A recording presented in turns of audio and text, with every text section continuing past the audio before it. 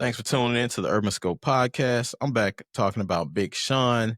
Now, Big Sean is one of those artists that have slipped under the radar, slipped under the rug, or what kind of other kind of terminology you want to talk about.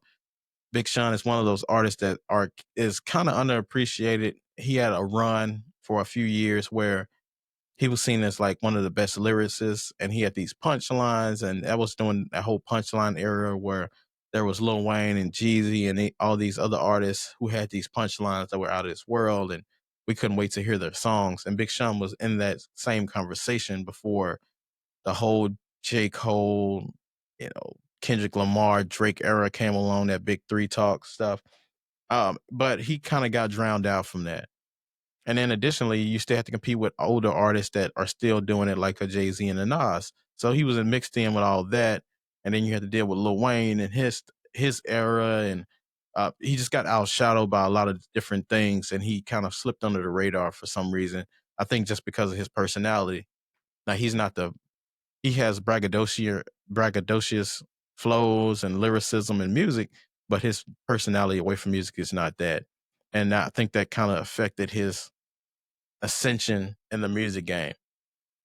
Now, with his lyricism flow and ability to make hits and the team that he had around him working with Kanye and good music, I felt like he should have been mentioned with the top rappers of his era, but for some reason he's not mentioned in that time frame. And I think it has a lot to do with his personality away from music. He's more introverted, it seems. He's more reserved, opposed to artists like Lil Wayne, or even artists to some degree like a Drake, who are very pop driven and can transcend genres. Now, Kendrick Lamar and J. Cole somehow are very introverted, but they still have somehow escaped all of that um, being swept under the rug or being underappreciated. And I think I found out the reason why. And I think the biggest issue with Big Sean is he was too punchline eccentric. So when the punchlines don't hit the same, or when you don't make a catchy hook like you did before, it affects your performance, because Kendrick Lamar and J. Cole have punchlines and things like that, but they have content that people want to hear. They have witty lines, and they switched over to from punchline heavy to being more of witty and more conscious driven. And I think that's what Big Sean was missing from his music, because that punchline era was fantastic, especially when you think about Cassidy, and I forgot about Fabulous. They had punchlines as well like that. And Fabulous had a great run as well, but he's been inactive pretty, lately. But he's one of those other punchliners that didn't get their just due, maybe because he was New York driven and this was a time that the South was doing it. And he just didn't have a lot of visibility as well, because I think he has a more reserved personality behind the scenes, similar to Big Sean. But if you look at the biggest artists today, like your Travis Scott's, Kendrick Lamar's, J. Cole's, Drake's, the lyricism today is built on wordplay and production. So your wordplay is very important, not so much the punchline, but making similes and things like that. Um, but Big Sean, I think he never evolved from that sound. And hopefully the new music that he'll put out soon will have elements of that. But for the most part, punchlines are just used sparingly now, similar to somebody on a low sodium diet and they're putting salt on stuff. But he was just taking the top off the salt and just pouring it on everything. But now they're just spreading it out, just being more conservative with it. And he was using them punchlines like every other bar. And I remember I loved that time period, especially around the Finally Famous mixtapes and things like that. But that first album that he had was Golden, which I probably have to cover pretty soon. Um, but that style is just difficult to maintain today, as we see with Lil Wayne with his recent album of the Carter Six. It's just very difficult to do that.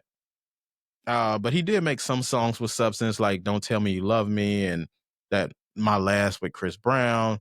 He's made some, if you pay attention to Big Sean, he does talk about things of substance. But I think sometimes it's just that attention grabber, as they say. And when you're writing an essay, he's too focused on that sometimes, I believe. But his song that he's probably most known for isn't a punchline heavy song, which is kind of weird. And that's that "I Don't F With You" song.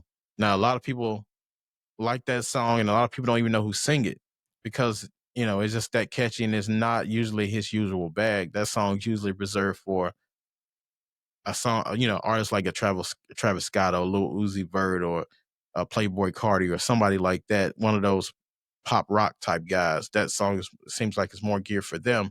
But nevertheless, it's a great song, but people don't pay attention to who the artist is. They just sing the song because it's catchy and it's around the time frame of what this era has become. Uh, but he doesn't have many songs with a purpose. Like I talked about before, most of his songs are just geared around, just being a great rapper and just showing how great he can rap, which we know he can rap. But I think he needs more producers with classic samples because those samples will help him get into more of a less punchline heaven driven or eccentric song and give them more audience about his life because we don't hear about his life enough.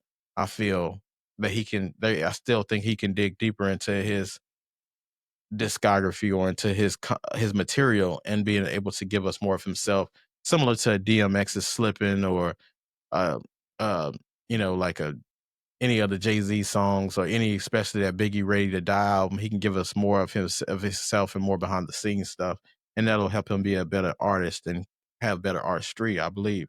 But hopefully he'll release another classic album and singles, and then he can kind of cement himself in hip hop with that, just being um, just creating more of a classic sound and more timeless music because a lot of his music isn't timeless, unfortunately. But I think he still should be considered one of the top 10 MCs of his era. But he definitely has more to show and more to prove to his artistry and to evolve as an artist because for the last couple of years or last decade or so, he's been pretty stagnant and he still has room to evolve. But as always, until next time, I'll see you next time.